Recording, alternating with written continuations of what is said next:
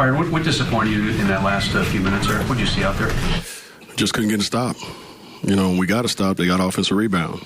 That's I think the most disheartening thing. We did a pretty good job, and we get a stop, and they get offensive rebound. Then we go down, we either turn over, or we just, we get a pretty good shot, and we don't make it, and they come down, they get free throws or whatever. So it was just like we were just talking about. We were right there, again, played hard, for 48 minutes, but the last couple of minutes of the game is where we seem to just lose it. What did you think of Kobe? Obviously, very low shot volume and distributed a lot. I thought he did well. For not, playing for a week and just letting his body rest. Obviously, he's going to be a little rusty. But other than that, I thought he played pretty well. As far as his approach, was that by design, or is that more of just how they're playing him? As far as him being, I think a little bit of both. They did double, Timmy load up on him a lot. So we were just trying to make sure that we had outlets for him as much as possible. And we were able to do that, and he, hit some of our bigs in the paint. We just wasn't able to finish, especially early in the game. So, the margin for errors is so little, for us that we have to take advantage of situations like that. And we were missing point-blank shots, especially in the first half.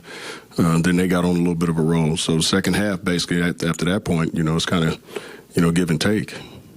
How tricky is it to match up with them when they go with all three of their point guards like they did down the stretch, but then they wind up with Markieff Morris against Nick? Yeah, it's tough. Because all three of those guys are, exceptional with the ball, creating shots for themselves, and they can create, shots for their teammates. So they put you in a bind defensively. They really do, because they're so good. And then they spread the floor extremely well. So it's tough to match up with them when they have all three of those guys in. Did you find yourself at all looking at the clock in the fourth quarter, thinking, okay, can't put Kobe in yet, can't put him in yet, gotta wait a little bit longer? Yeah, but I had pretty much in my mind, I talked to him about, the game plan as far as his minutes are concerned. So, every time I looked up, if it was nowhere near where I wanted to put him back in, I just, kept playing, basically, So, I had a good idea, what I was going to do minute-wise with him tonight, and played perfect minute-wise, right between the 32, 33 that we talked about. So that wasn't the issue. Do you think it's going to be more of an exercise in discipline for Kobe in terms of him just being able to accept what goes in, or you as his coach, really enforcing that type of minutes limit? It's going to be more of a discipline for me,